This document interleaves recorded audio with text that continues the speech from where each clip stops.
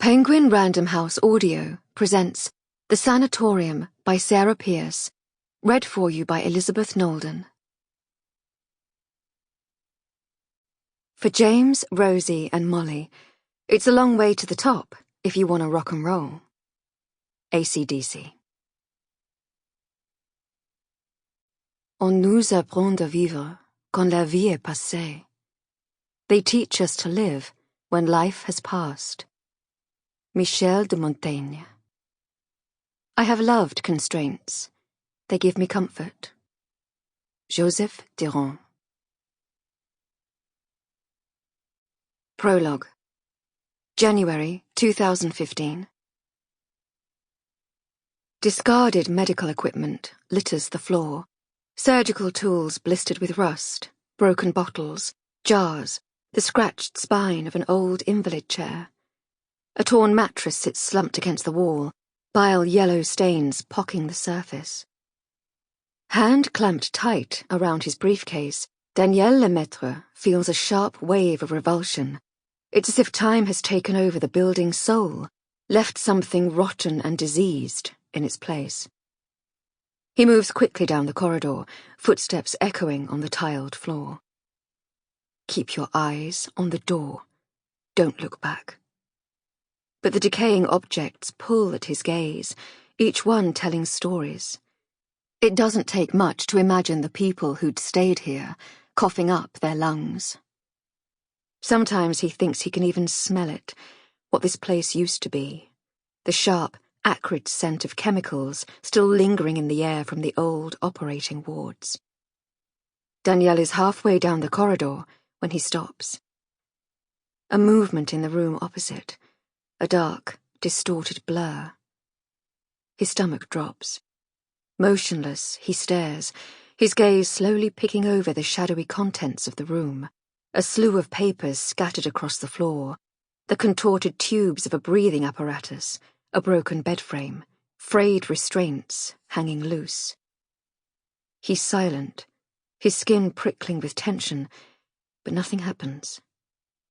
The building is quiet. Still.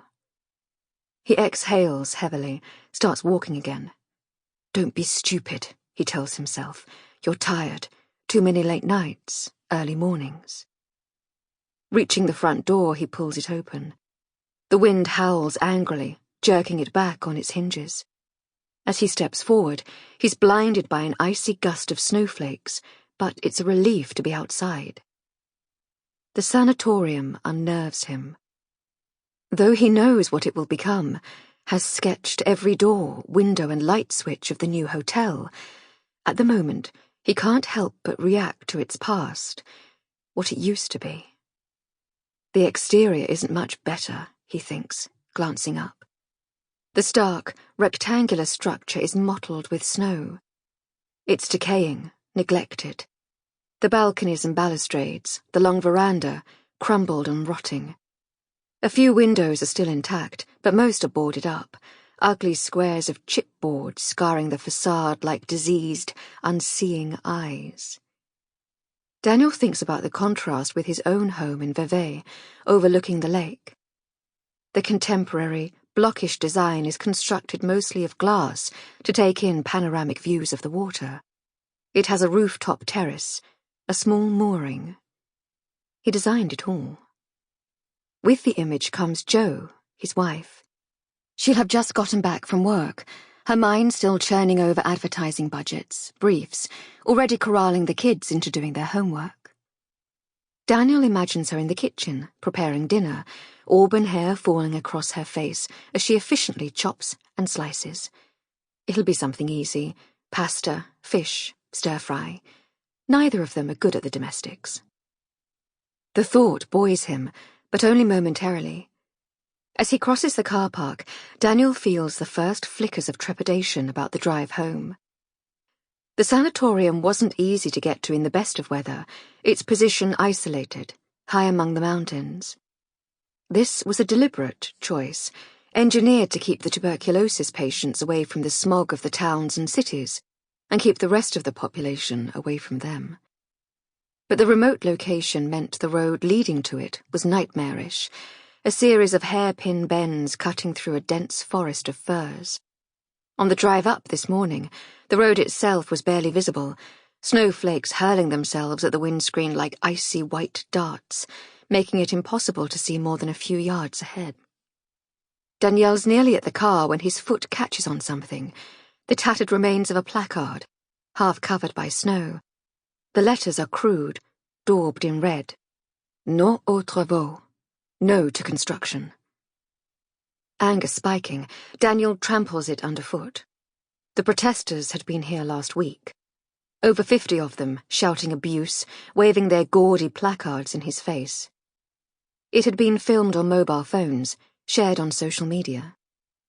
That was just one of the endless battles they'd had to fight to bring this project to fruition.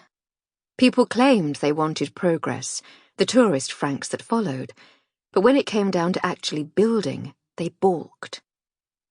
Danielle knew why. People don't like a winner. It's what his father had said to him once, and it was true. The locals had been proud at the start. They'd approved of his small successes. The shopping mall in Sion, the apartment block in Sierre, overlooking the Rhône. But then he'd become too much, hadn't he?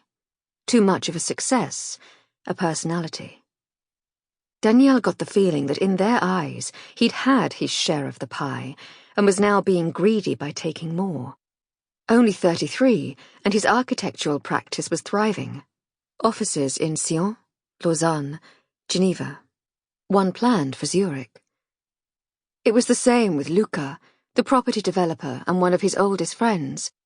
Mid-30s, and he already owned 3 landmark hotels. People resented them for their success. And this project had been the nail in the coffin. They'd had it all: online trolls, emails, letters to the office, planning objections.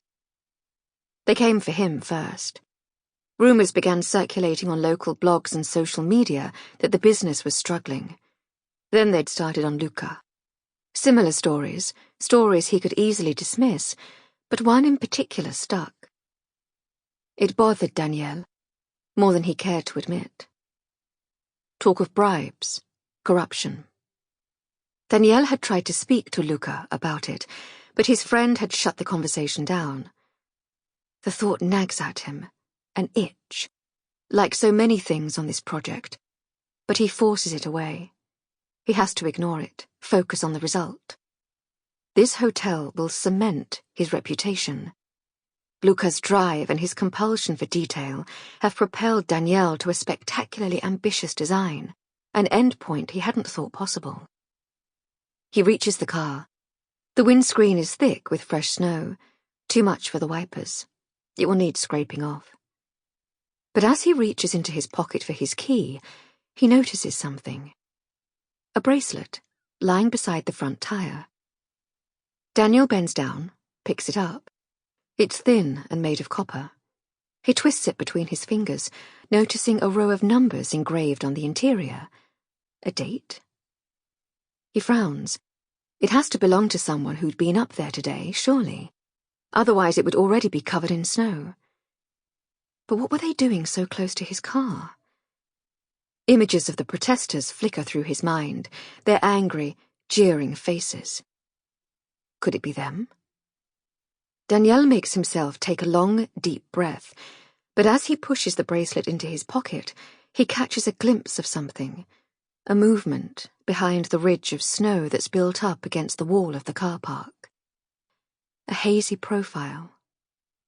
His heart races, his palms sweaty around his key fob.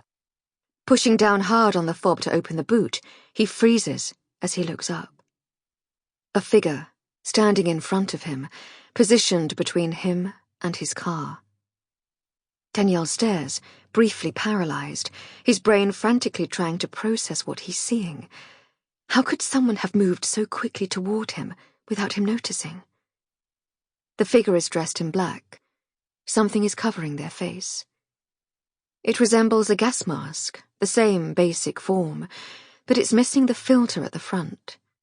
Instead, there's a thick rubber hose running from mouth to nose. A connector. The hose is black, ribbed. It quivers. Sample complete. Ready to continue?